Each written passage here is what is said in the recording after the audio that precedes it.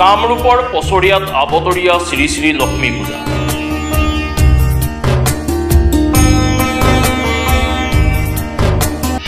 গুদুলি মুদুলি পৰিৱেশ কামৰূপৰ পছৰিয়াত।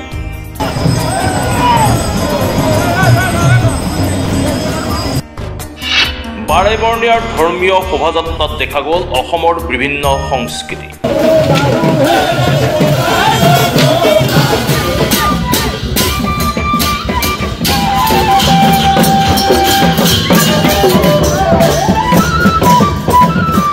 কামৰূপৰ পছৰিয়াত বিগত বছৰৰ দৰে এইবেলিও পছৰিয়াৰ সাৰ্বজনীন শ্ৰী শ্ৰী লক্ষ্মী পূজাৰ উদযাপন সমিতিৰ উদ্যোগত তিনিদিনীয়াৰ বৰ্ণাঢ্য কাৰ্যসূচীৰে আয়োজন কৰা হৈছে। উল্লেখ্য যে 113 বছৰ গৰকা আবতৰীয়াৰ শ্ৰী শ্ৰী লক্ষ্মী পূজাৰ প্ৰতি বছৰেই ফাগুন মাহৰ শুক্ল নৱমী তিথিত পছৰিয়া অঞ্চলৰ ৰাইজে পৰম্পৰাগতভাৱে পূজা অৰ্চনা কৰি অনুষ্ঠিত কৰি আহিছে। ঠিক এইবাৰো একেদৰেই অনুষ্ঠিত কৰিছে কামৰূপৰ পছৰিয়াত আবতৰীয়া শ্ৰী শ্ৰী লক্ষ্মী পূজা।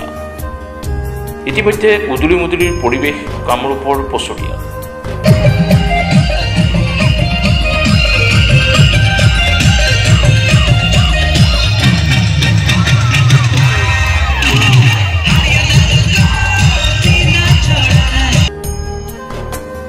বাৰে বৰ্ণীয়াৰ ধৰ্মীয় শোভাযাত্ৰাত দেখা গৈছে অসমৰ বিভিন্ন সংস্কৃতি। আমি প্ৰতি বছৰে ফাগুন মাহৰ শুক্লা নৱমী, দশমী, একাদশী এই তিনিটা তিথিত তিনিদিনীয়া কাৰ্যসূচীৰে আমি লক্ষ্মী পূজা উদযাপন কৰোঁ। আমাৰ মোটামুটি 900 গিৰি আছে, 900 ফেমিলিজ। আমি একলগ হৈ এই পূজাখন প্ৰতি বছৰে আমি কৰি আহিছোঁ এই শুক্লা নৱমী তিথিত।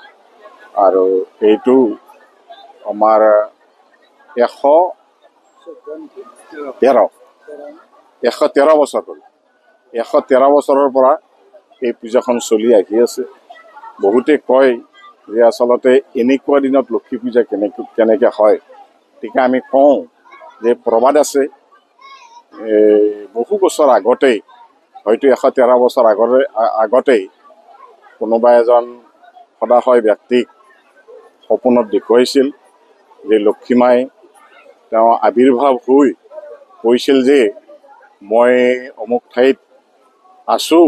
ঠাইখন তেখেতক দেখুৱাই দিছিল আৰু তাৰ পৰা আপোনালোকে মোক লৈ আহক, পছৰিয়া গাঁৱলৈ লৈ আহক, আহি আপোনালোকে পূজা অৰ্চনা কৰক।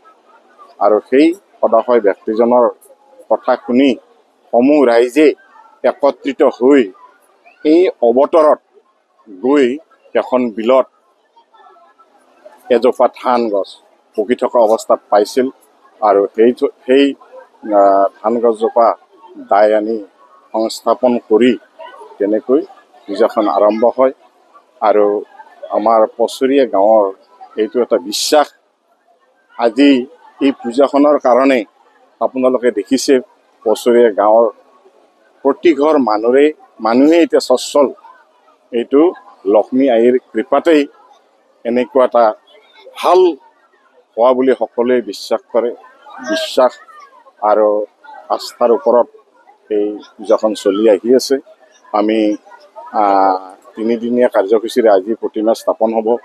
কাইলৈ বিভিন্ন ধৰণৰ অনুষ্ঠান আছে, পূজা হ'ব আৰু মোটামুটি আমাৰ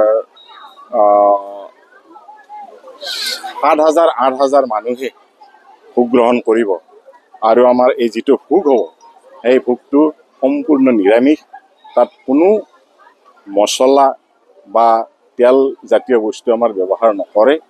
ইভিন আমি এসপ্তাহ ধৰি আমাৰ পছৰিয়া গাঁৱৰ ৰাইজে আমি নিৰামিষ আহাৰ গ্ৰহণ কৰি আছোঁ আৰু শুদ্ধ পবিত্ৰ চিত্তে আমি এই পূজাখন কৰি আছোঁ।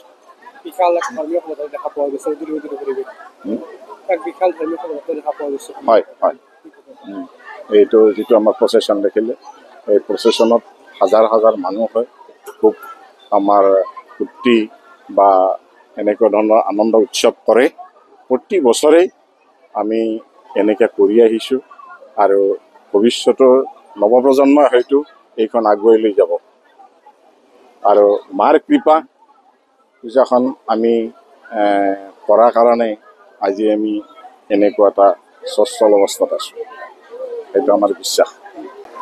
বছৰীয়া সাৰ্বজনীন শ্ৰী শ্ৰী লক্ষী পূজা সমিতিৰ উদ্যোগত আৰু বৃহত্তৰ বছৰীয়াবাসী ৰাইজৰ সহযোগত তিনিদিনীয়াকৈ শুক্ল নৱমী তিথিৰ পৰা তিনিদিনীয়া কাৰ্যসূচীৰে মহামাই লক্ষ্মী দেৱীৰ শ্ৰীচৰণত আমি এপাহ গন্ধপুষ্প দিয়াৰ কাৰণে প্ৰতি বছৰে আমি বছৰীয়াবাসীয়ে এই লক্ষী পূজা উদযাপন কৰি আহিছোঁ।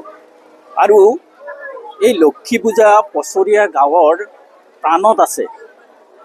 যেতিয়া আমাৰ লক্ষী পূজা হয় তেতিয়া গাঁৱৰ পৰিৱেশ সলনি হয়। ডেকা বুঢ়া ল'ৰা ছোৱালী সকলোৱে এই পূজাত উগুৰি খাই পৰে। আৰু সাধাৰণতে এই পূজাখন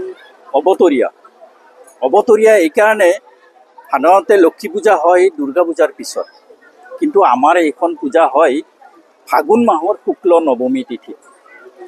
গতিকে এই পূজাখন আমাৰ বছৰীয়া গাঁৱৰ এজন মানুহক সপোনত দেখুৱাইছিল, আৰু সেই সপোনত দেখুৱাৰ পিছত মা লক্ষ্মী কৈছিল যে মই বছৰীয়াত থাকিব বিচাৰোঁ, যে মই বছৰীয়াত মই বাসস্থান কৰিব বিচাৰোঁ। গতিকে তাৰপিছত যেতিয়া সপোনত দেখুৱালে, সেই মানুহজনে গাঁৱৰ মানুহক ক'লে যে এনেকুৱা ধৰণৰ মই এটা সপোন দেখিছোঁ। গতিকে গাঁৱৰ মানুহে গৈ আমাৰ পিছফালৰ এটা বিলত ধান একজোপা হৈ তাত লক্ষ্মী আই আছে। গতিকে তাৰ পৰা বৰি আনি বছৰীয়াৰ মধ্যস্থানত লক্ষ্মী দেৱীৰ পূজা অৰ্চনা আজি 113 বছৰ আমি বছৰীয়াবাসীয়ে কৰি আহিছোঁ। আৰু ইয়াত আমাৰ চুবুৰী বহুত আছে, কিন্তু আমাৰ এৰিয়া বেচিছত মানে 6-7খনমান খেলে আমাৰ এই পূজাখন জড়িত আছে। আৰু এই বছৰীয়াৰ যি লক্ষী পূজা সমিতি, এইখন এখন উচ্চ সদন।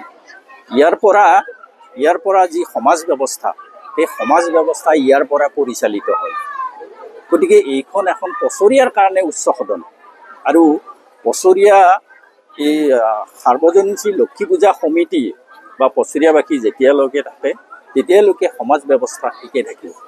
গতিকে আমি আশা ৰাখিছোঁ যে আজিৰ পৰা যিহেতু আৰম্ভ হৈছে, অহাকালি আজি আছে আমাৰ নিশা 9 বজাত আছে যাত্ৰাভিনয়, অহাকালি আছে নাগাৰা নাম, তাৰ পিছদিনা আছে ধৰ্মালোচনী সভা।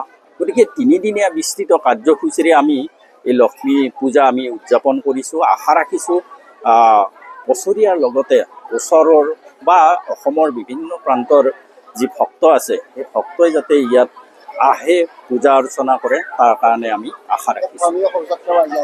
আজি প্ৰতিমালৈ সন্ধিয়া প্ৰতিমালৈ বৃহৎ শোভাযাত্ৰা, ইয়াত হাজাৰ হাজাৰ মানুহে অংশগ্ৰহণ কৰিছে। গতিকে সেইটো আমাৰ কাৰণে এটা গৌৰৱৰ বিষয় যে ইমান মানুহ শোভাযাত্ৰাত অংশগ্ৰহণ কৰিছে। গতিকে মই আশা ৰাখিছোঁ যে এই 3 দিন যাতে সুকলমে পৰিচালিত হয়, তাৰ কাৰণে আমি আশা ৰাখিছোঁ।